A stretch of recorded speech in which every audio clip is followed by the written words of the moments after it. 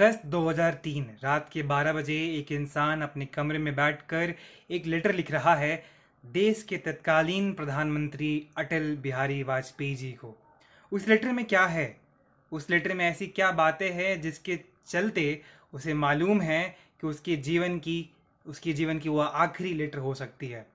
और इसीलिए वो कहते हैं, अपने लेटर में कहते हैं कि मैं दरखास्त करता हूँ कि मेरे नाम को गुमनाम रखा जाए। वो लेटर पीएमओ को लिखा जा रहा है, जिसमें बहुत सारी बातें हैं जिसके बाद शायद उसके या उनके जीवन में बहुत बड़ी सुनामी आने वाली है।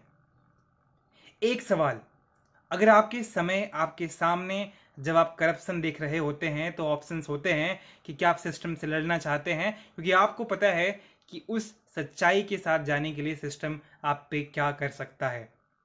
उस इंसान को भी इसका अंजाम पता था, लेकिन उन्होंने चुना सच का रास्ता।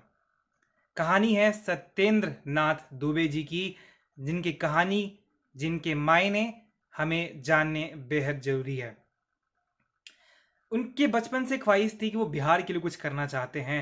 आईआईटी कानपुर से पढ़ाई करते हैं, इंडियन इंजीनियरिंग सर्विस जैसे एलीट सर्विस को क्रैक करते हैं और प्रोजेक्ट कोऑर्डिनेटर के तौर पे भारत की एक बहुत बड़ी एम्बिशियस गोल्डन क्वाड्रिलेटरल प्रोजेक्ट पे काम करने के लिए कोडरमा में डिप्लॉय किए जाते हैं, अपॉइंट किए जाते हैं।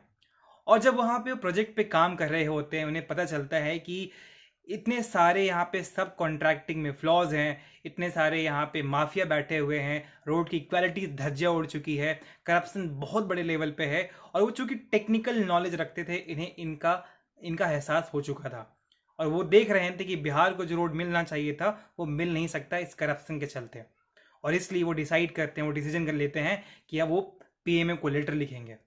और जब वो लेटर लिख रहे होते हैं, उन्हें पता है इसका अंजाम क्या होने वाला है, और जिसके चलते वो रिक्वेस्ट करते हैं पीएमओ से कि मेरा नाम गुमनाम रखा जाए।